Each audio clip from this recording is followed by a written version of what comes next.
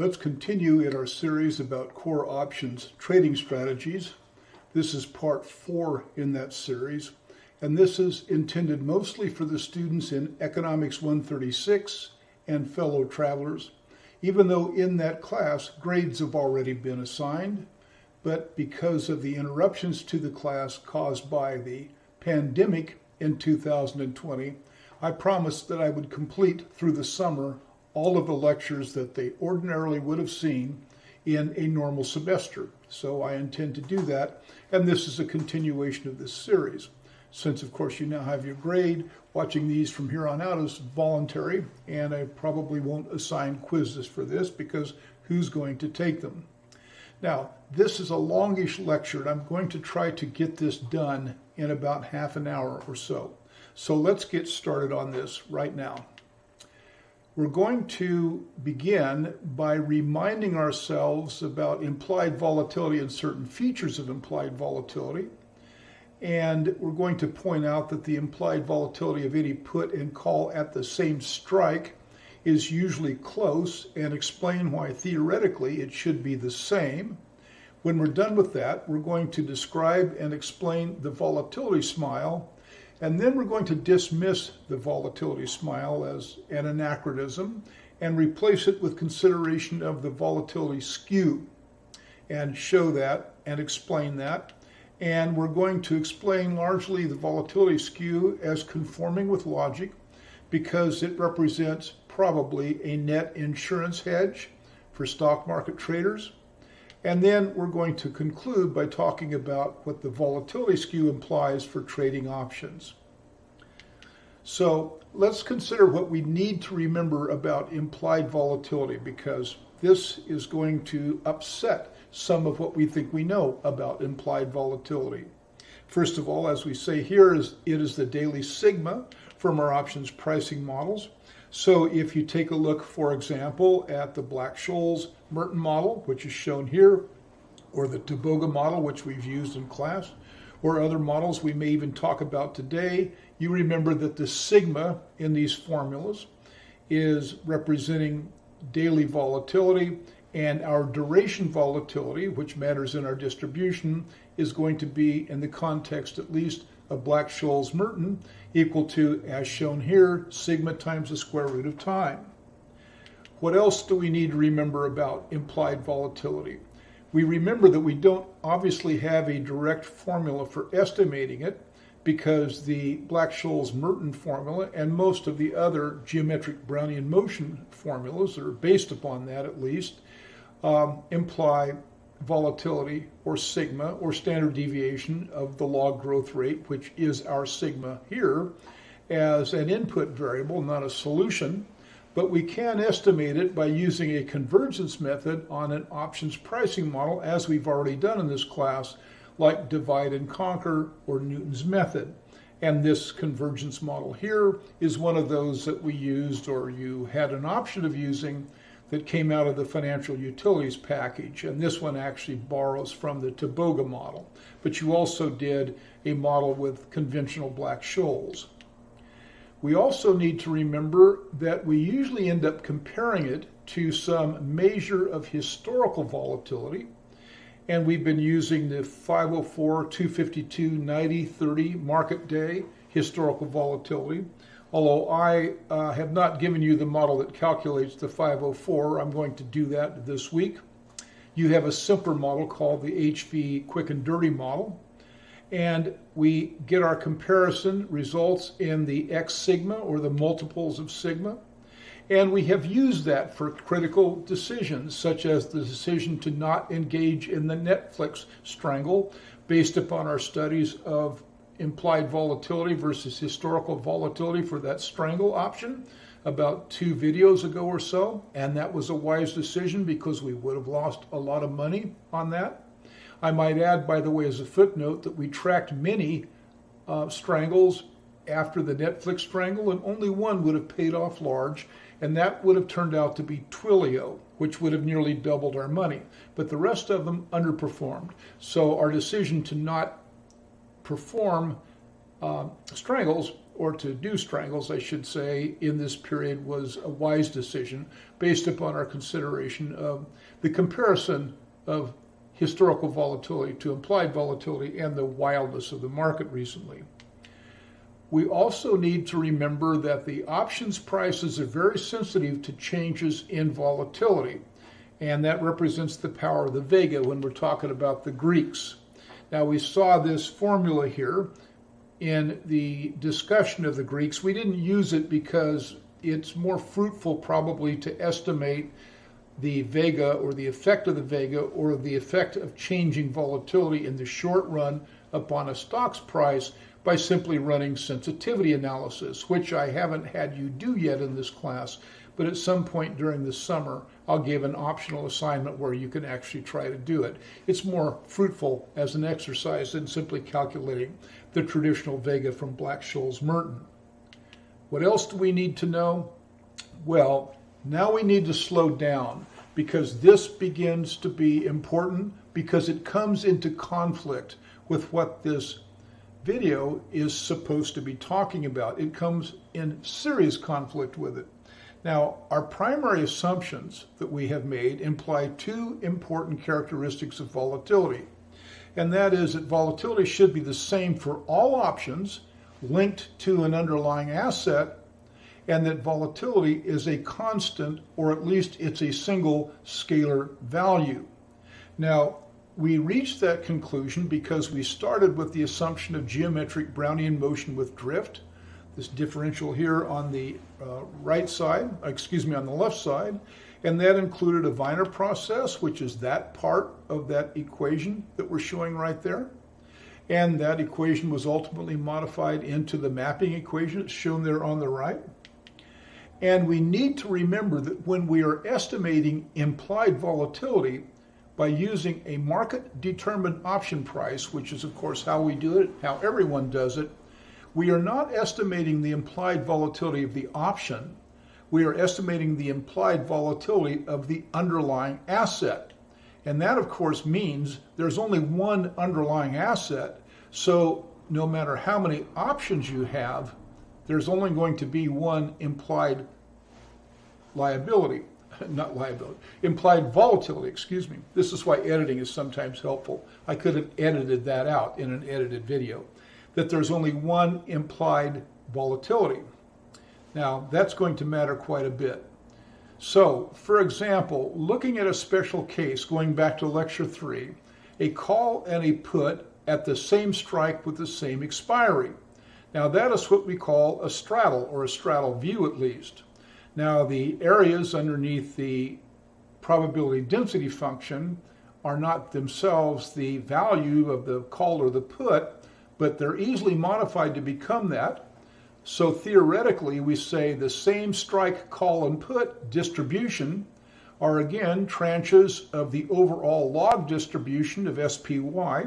And we remember we are looking here at a logarithmic distribution.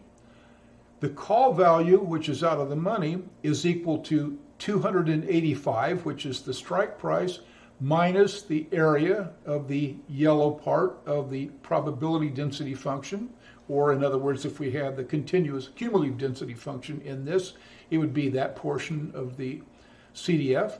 And the put value is going to be equal to 285 minus the gray area of the probability density function. Now, here's the point. Of course, both of these puts and calls are at the same strike. They're at the strike of 285. And of course, they're drawn from the same density distribution. It's the density distribution of the underlying stock.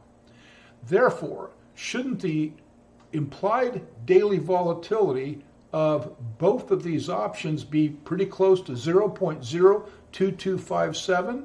Now, this mapping, of course, is a mapping of the duration volatility, but we know that that's just the daily volatility times the square root of time. So it's reducible, obviously, to sigma equaling 0.02257. But if you realize that when you are looking at anywhere in an option chain and a strike that has both a call and a put, they are characterized by this kind of distribution, which is to say they're coming from the same uniform distribution of the underlying, and therefore theoretically they should have the same volatility. But also it's the case we have to reach the conclusion that since we are not allowing this volatility to be a variable, and we are talking about the volatility again of the underlying and not of the option. An option technically does have a volatility, but that's not what we're measuring when we measure IV. Given that every single option, at every single strike, at every single expiry associated with a stock like SPY is working on the underlying volatility of the single ETF, SPY, and so theoretically, all of those implied volatilities should be approximately equal. And so if you had a mapping of different strike prices at different expiry dates, they all should be flat at a single implied volatility. But we know they're not going to be. We know they're going to be either a volatility smile or a volatility skew. So let's explore this.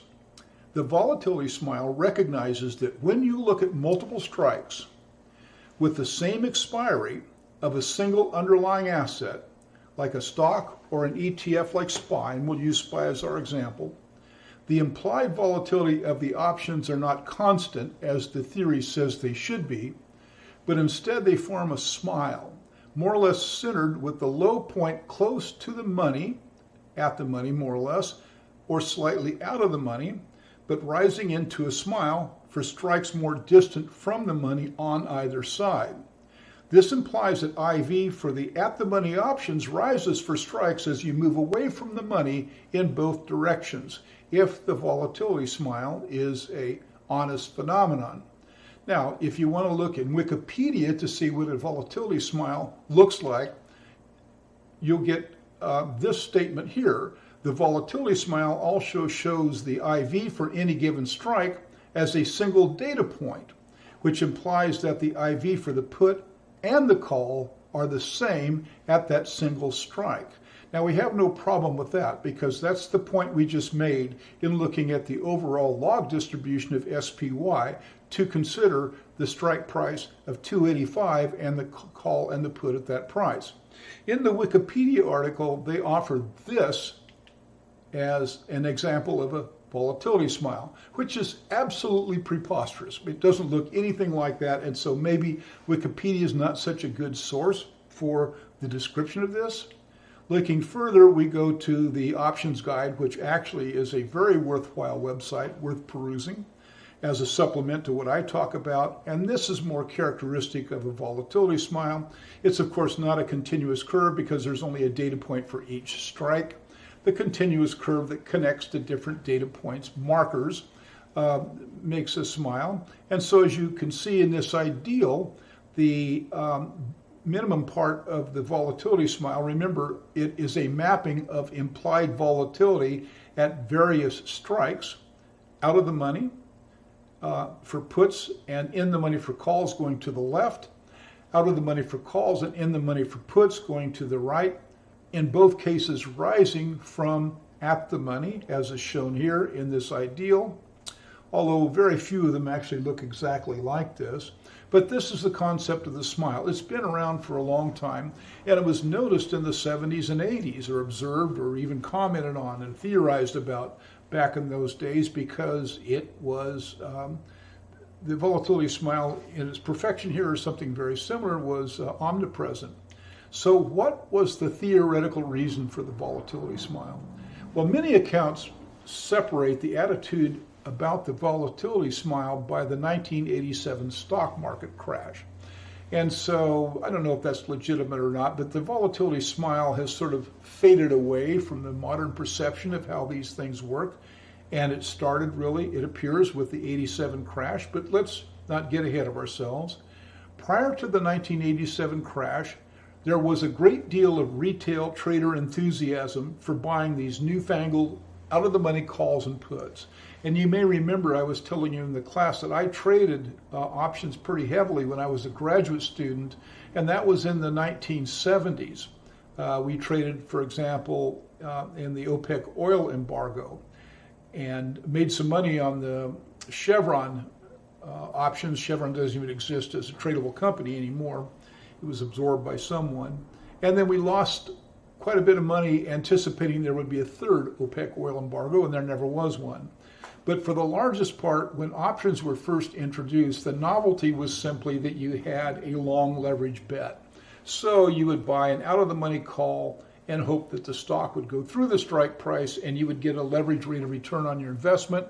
Or if you were bearish, you bought an out-of-the-money put with the same hope. And so these were directional bets. They were very popular with retail traders.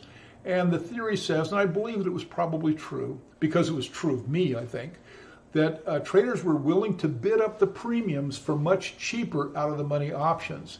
Now, I remember from trading back in those days that the real advantage of the out-of-the-money options were that they were inexpensive compared to the ones right at the money, especially by the standards of the day. You could buy options for 10 cents or 15 cents or 60 cents instead of $2 or $3 on, say, a $30 or $40 stock if you were out of the money. There wasn't necessarily much consideration of the likelihood of that strike being hit back in those days. It was more an effort to get lucky. And arbitrage kept the implied volatility of in-the-money calls and puts equal to the dominant out-of-the-money options. Now, I'm not going to explain that in this video, the arbitrage. It pops up again when we talk about volatility skew. The reason it's too difficult to explain. I'm actually going to leave it as a question for you to mull over to see if you can figure out the explanation in your mind. But it would add 15 or 20 minutes to the video to break down an example of this complicated kind of arbitrage. But something does in normal markets keep them very close, actually. And theoretically, they should be. And we'll come back to that. After the crash, it became irrelevant because the volatility smile per se disappeared and was replaced with something that is more modern that we call the volatility skew. So let's take a look at the volatility skew. This is what one looks like. This is a volatility skew that was taken recently for SPY, the tracking stock. You can see that it has a bit of a smile configuration for the near-term expiries, but the smile disappears for the later-term expiries. And here we're looking at let's see, when was this done? This was done on May the 5th at 9:41 in the morning. And the expires we are looking at here for SPY are all the monthlies. And that's May 15th, June 19th, and that's the orange one. July 17th, that's the red one. And by there we don't have a smile anymore. We really don't with the June either. And then finally the August 21 just goes everywhere down until it flattens out in the bottom. Now, as you look at this, keep in mind that you're looking at strikes that are a long ways away from the money when you get to the extremes of this volatility skew. And even for SPY, you're often looking at something where the call price might be $35 and the put price might be 21 cents. So the reliability of the numbers when you move way out of the distance becomes less obvious. This is part of the reason why we primarily use monthlies when we chart these things out, because they are more likely to have open interest even in the distant strike prices. Now the strike prices here, the stock at the time this was recorded was shown by the white line, 288.53. So this does not bottom out, as you can see at the money. This bottoms out a long ways from the money. Even the May 15th, which is the only one that really turns back up and looks like a smile, is bottoming out around 305 or 306, and SPY was 288.53 at that time. So that's a pretty distant option. And keep in mind, by the way, that SPY has $1 expiries, and so we have quite a bit of data density on this. This is from Interactive Brokers, their AWS. I usually have this screen up most of the time when I'm doing anything at all with options. A related graph is shown here. So these are the SPY options implied daily volatility as a simple mapping. It's not over time on each day. And so, for example, the previous slide was for 1 day. This is showing where these volatility measures are for 3 days. I mean, for every day, each day. And so you can see the August doesn't even appear until 4/17, but you can see they're not the same. I guess that's the point. And you can see that they're coming down. And if you take a look at the VIX over there on the side, which covers exactly the same time span, it's no great mystery that the implied volatility of these SPY options, every strike represented for these 4 expiries, is very consistent with the behavior of the VIX, because of course the VIX is calculated off of SPX, but using a different formula than what we're using here. And we haven't said, by the way, what formula we're using here. You may think to yourself, well, this has to be Black-Scholes-Merton. Maybe, maybe not. We'll talk about that in a minute. Now, here's a little bit more relevant is volatility skew with a narrower range on a quiet day.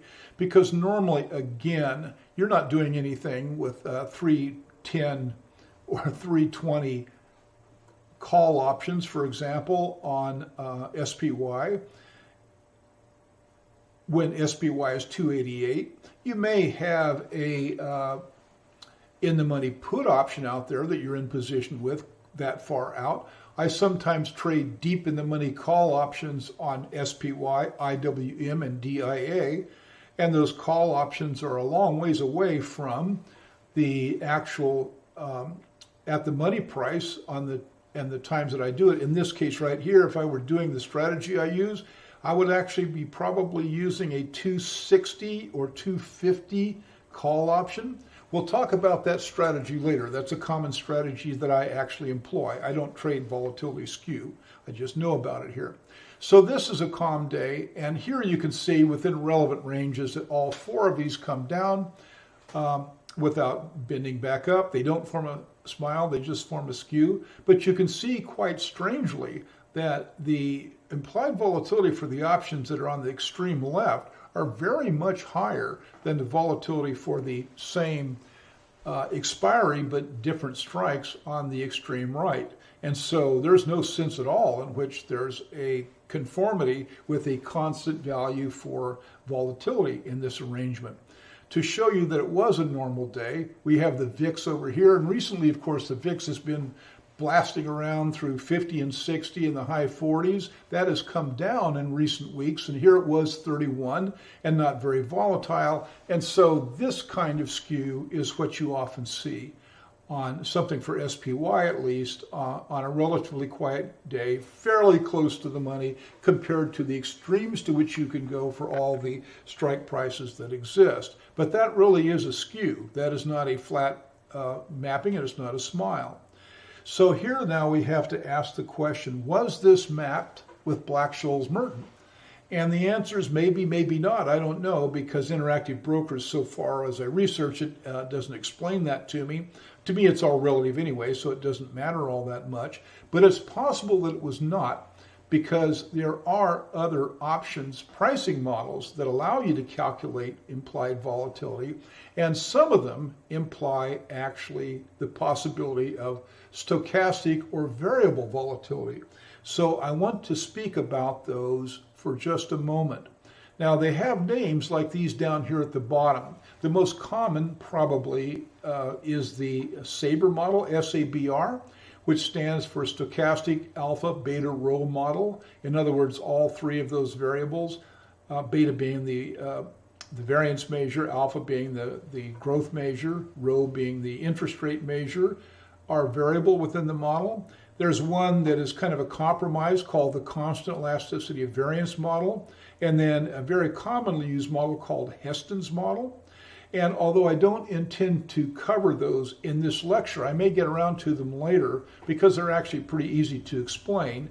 If you're interested in seeing how they differ from the model that you now know, Black-Scholes or one of the integration models, for example, then on the financial literature page, the URL at the top, down about halfway through the page, I have a little cluster of other options pricing models that you might look at.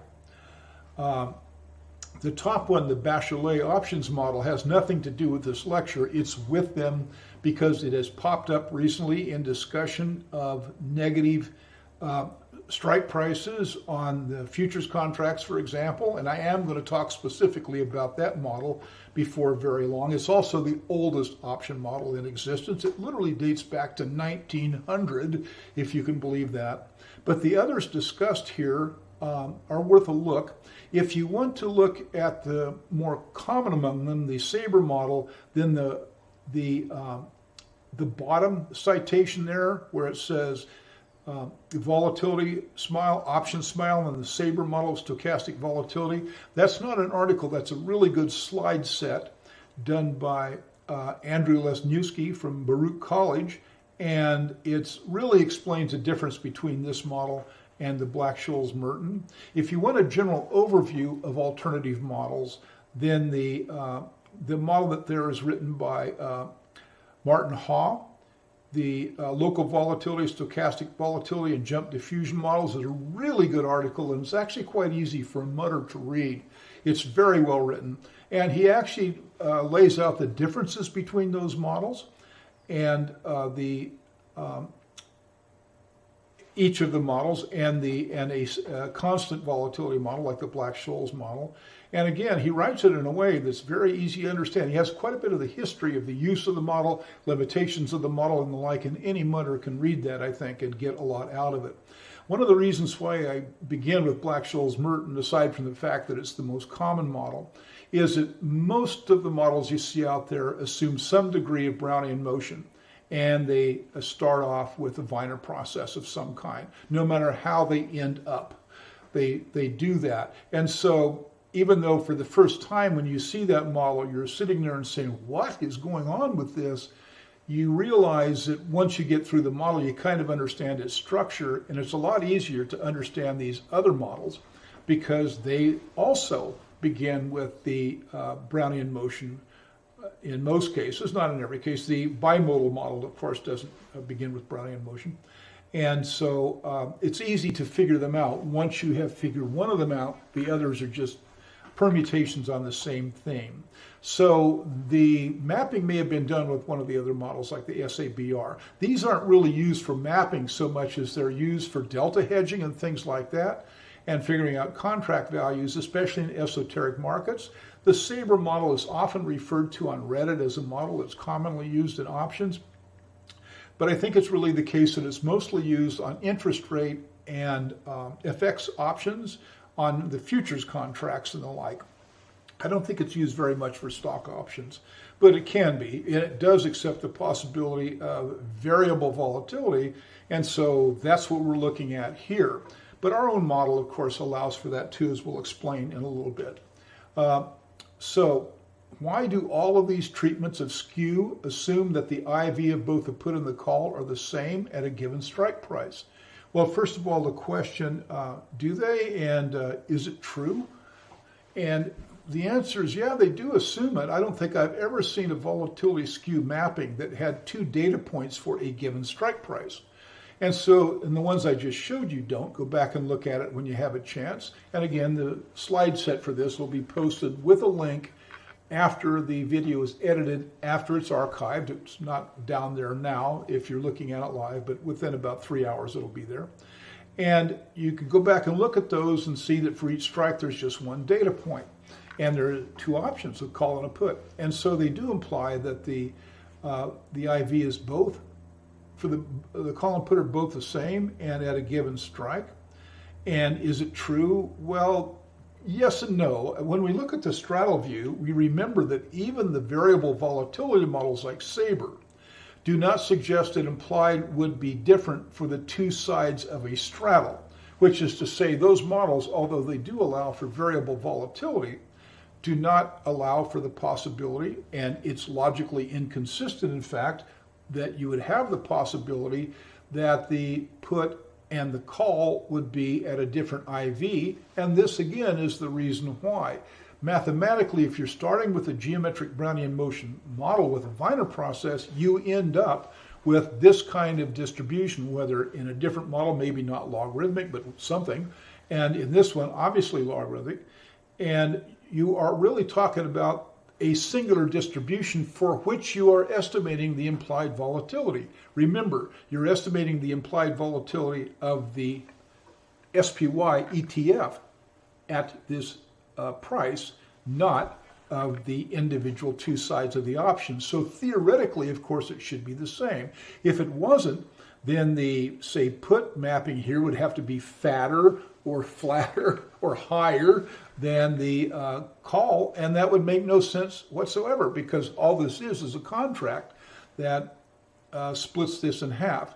Consider, for example, certain questions that allow us to think about the arbitrage that I'm not going to explain. What if you simply bought the call and the put? And, well, basically, if you bought the call and the put, that would be pretty much the same as owning the stock at 285, except that, of course, you would only exercise it if it overcame the value that you paid to take that gamble. But basically, I shouldn't say you would exercise it, you would profit only if that's true. But basically, this gives you the right to claim the entire option, because the strike price says I'll take the call if it's anything above 285, and I'll take the put if it's anything below 285. And so if you think about it, and you say, well, let's not talk about the straddle where we're both long, or even writing the straddle where we're both short, writing the put and writing the call. Let's talk about mixing these up and ask if some profits would be extraordinary if the IV was different from one side compared to the other. And you can actually reason through the kind of arbitrage that might arise if that actually happened to a significant degree. It is also testable, of course, and so on a calm day like we show right here, they are actually quite close, and it's appropriate to map them as a single point. Let's take a look at an example that I pulled out on a quiet day. Again, this is the day on May the 12th, I think, when the VIX was very calm, and we're looking at the top here. So SPY was at 290.77 at that moment.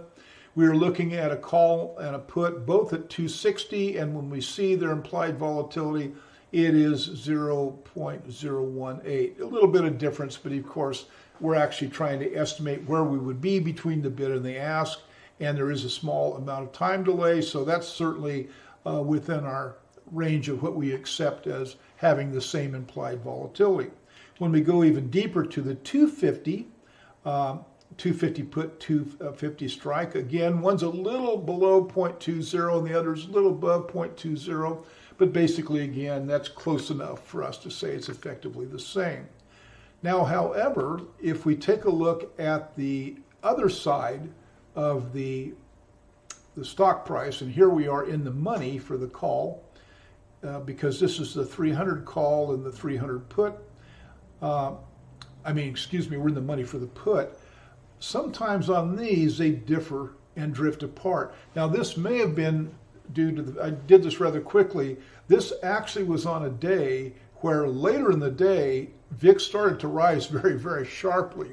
And that was already underway when I did this calculation for the call. You'll see that the call was done about an hour after the put, and that may have been done they may have separated for that reason, but I sometimes, when I look at them on the right side of the distribution, or as you look at me on the right side of the distribution, the part that's on the downside, they kind of drift apart from each other a little bit down there.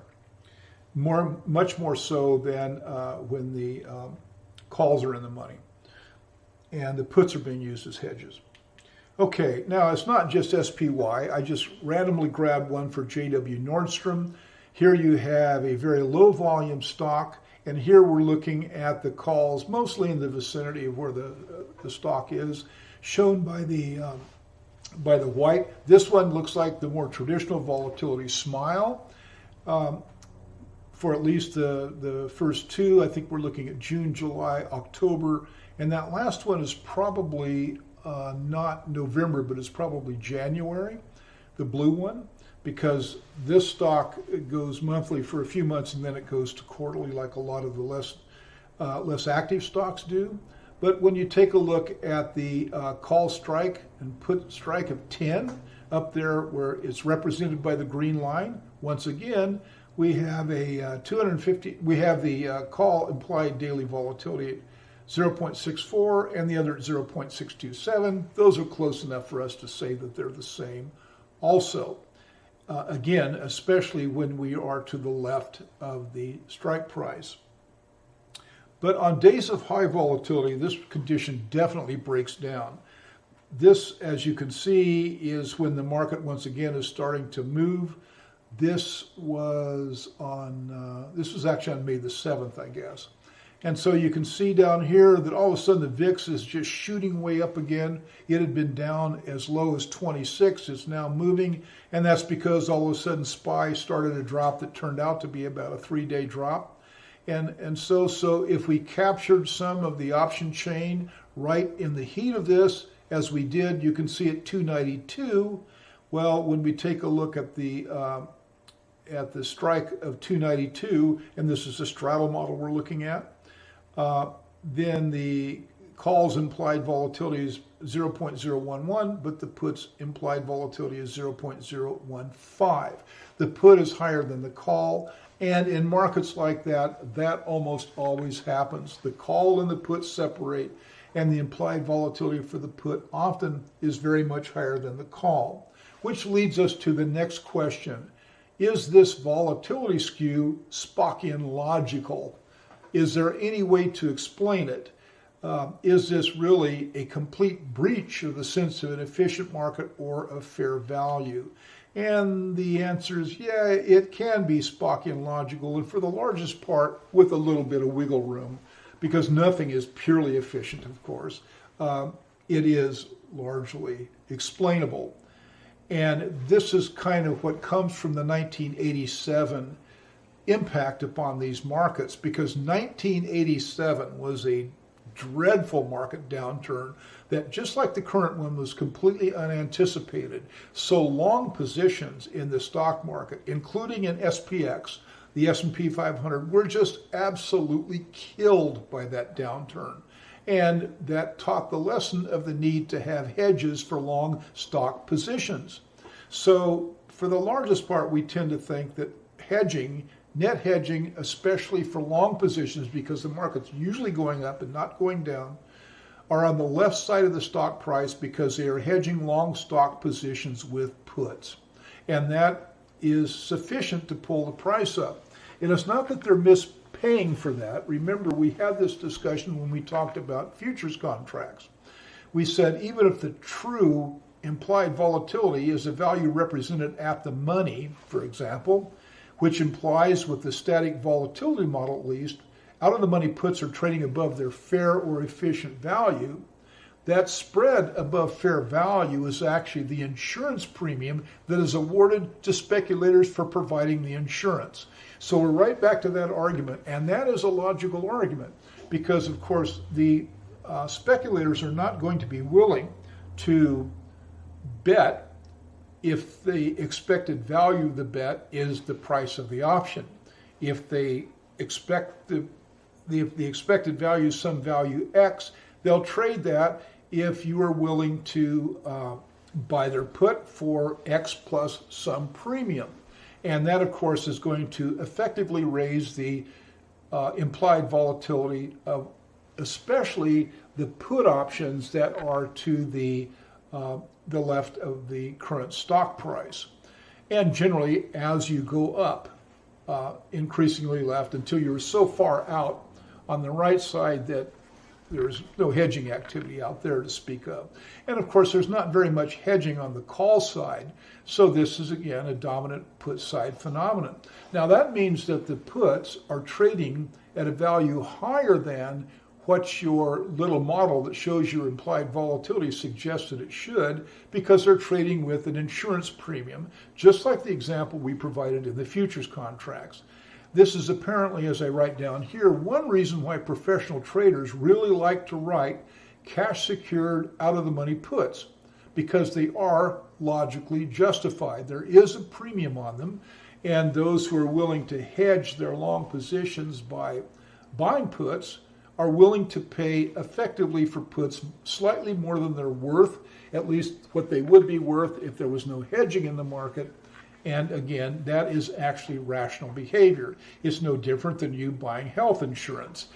Even though you realize from the company's point of view that the expected value of not buying the insurance is actually greater than the expected value of buying the insurance, but you want to insure against that tail risk. And by the way, in this case, it does include a premium for tail risk, even though you may not be able to calculate what that premium is. There is a premium because tail risk is quite real. I should add at this point, one of those models that is discussed in the Ha article is a so-called jump diffusion model, which is a modification of the Black-Scholes-Merton model that adds a Poisson distribution. So we're back to that again. And again, what we're saying is that kind of model can logically provide an estimator for the value of tail risk. Even though it probably has no practical application, it has a strong conceptual application that we find impressive. Okay, so what more could we do? Well, although the Sabre model is worth learning, we have learned to think of our own models as representing volatility as fixed only at a moment in time.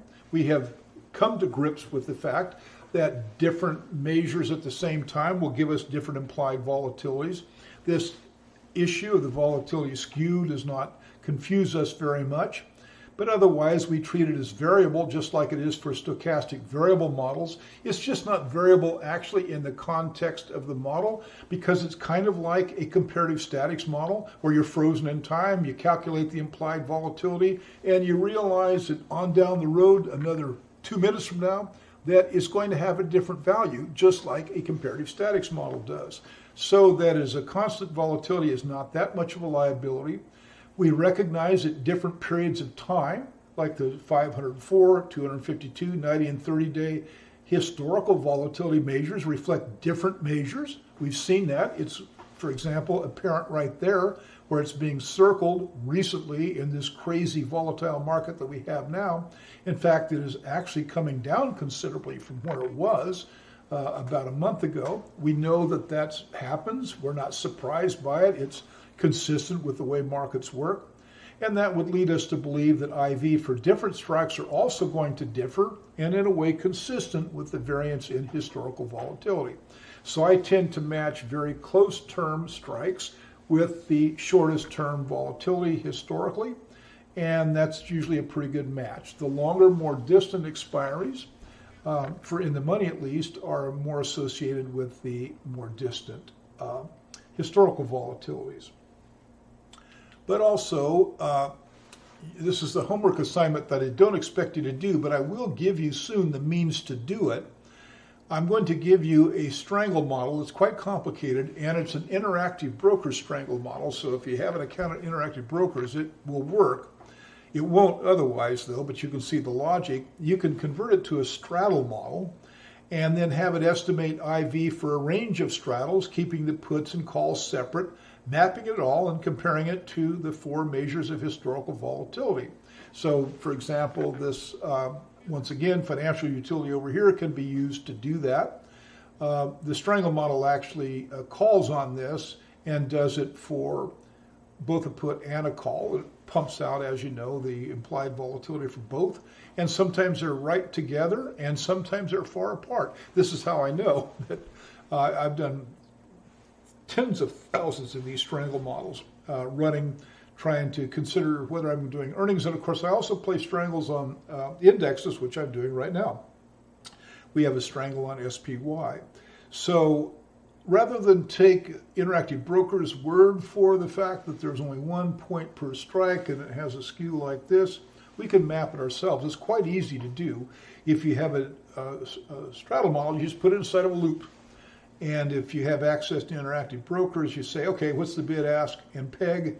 Well, you figure out the peg. You ask them the bid and they ask for the 285 call and put, the 286 call and put, the 287 call and put, 288 call and put, and just have it map it out as we do our other mappings. I'll give you a mapping algorithm too to help with that if you want to try to do it. It's quite educational. All right, let's get to the takeaways. First of all, you need to know what the volatility smile, the traditional is, and how it logically justified and when it disappeared, and kind of useful to know why it disappeared. Understand the general configuration of the volatility skew and why is it skewed, and why do we say that it's a logical skew? It does not violate any of our Spockian logical conditions. Again, it's the insurance issue that's so prevalent in futures pricing. Understand the insurance justification for writing out of the money puts. And so I think, again, this is why writing puts that are out of the money are popular with big traders, because there's a bit of a premium that's added to it for insurance. And it also means that the expected value of your bet is, in fact, positive if your theory is correct. Remember that same strike IVs are not identical during periods of turbulence, no matter what the theory says. It's just not. Remember, the prices are set by supply and demand for each. That's actually independent. Arbitrage can and will, in periods of stability, pull those back together. But in rapid moving times, when the VIX is soaring straight up the wall, it doesn't do it then. I know from experience that it doesn't. Remember how we are representing a straddle, why you would buy one or why you would write one, given all we've said here. And it really is worthwhile to review variable volatility models. And if you do that, I recommend you start with the Martin Haw paper. That is really well written, and it's written at a level where undergraduates who have a strong math background can completely understand it. Okay, that's it. That's volatility skew. I hope this has been useful. It's time for us to log out. It looks to me like I spent 46 minutes. See, I thought about splitting this into two because I didn't want it to get much over 30. Probably should have done that. I'm going to try to get these down to no more than 30 minutes because I know 46 on YouTube is just a little too long. So we'll experiment and try to make that work a little bit better. Sorry. And we'll see you. Next topic is going to be credit spreads. Those are really, really interesting, and the lecture's already prepared for that, so it won't take me long to get it up.